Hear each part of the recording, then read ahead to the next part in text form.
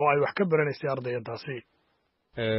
aad u mahadsantahay marka hore inna lillahi wa inna ilayhi raaji'uun. geerida deeqo waxayna soo gaartay xilligii gelinka hore shaqadu ay noo dhammaatay oo ilmuhu ay ka baxayeen iskuulka. yaa sidii caadada ahayd ilmuhu waxay isticmaalaan basaska. baskii lagu qaadayo deeqo waa uu baxay. basasay leedahay hoygu leeyahay. marka basaskii ayaa lagu qaaday. baskii marka deeqo u qaadayo xaafadeeda waxay deganaa xaafadan oo la yiraahdo waxaa la yiraahdaa nasteexo. wuxuu marka darawalkii mar dambe uu noo sheegi doonaa in jidka uu jaam ku noqday. markii uu jaam ku noqday xagga banaadir u sii socday iyo jidka isbitaal Madiina dib u soo laabtay asagoo isdhahaya waxaad ka leexataa isbitaalka Soomaali Suudanees oo xagga iyo Saybiyan ka leexo.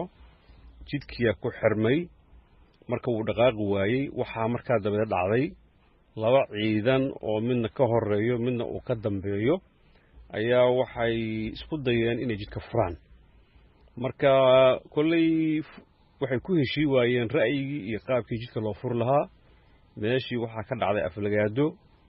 marka gaarigii ka dambeeyay asaga oo xaggan banaadir xigay uuna watay nin sarkaal ah oo u shaqeeya ciidanka dawladda laguna magacaabo Janaal Sheegow ayaa ninkii marka security ahaa markuu ninkii kale intay murmeen uu xanaaqay isoo gacan maran wuxuu dib ugu soo laabtay gaarigiisii sida uu noo sheegay darawalka wuxuuna ka soo qaatay qori. halkaas ayaa marka waxaa ka bilowday marka dagaalkii qoladii kale difaac ay u galeen. xabadda dishay gabadha iyada deeqo waxay gaariga ka soo gashay xagga dambe. in fact markii xabaduhu bilowdeen ardayda gaariga saareyd oo waaweynaa oo rorona oo ilmaha secondary ahaa iyo ilmo kale waxa saaraa primary dugsi hoose dhexe ilmihii secondary marka waxay 20 bay dhamaayeen. waxay marka ay sameeyeen inay ilmihii ka faarujiyaan gaariga oo ay ka bixiyaan. runtii hadii arrinta dhici lahayn dhibaato weyn baa dhici lahayd. gabadhan qofkii ugu dambeeyay gaariga ka soo degay ahayd xabada haleesha marka gaariga dhexdiisa iyo kursigii ayayna ku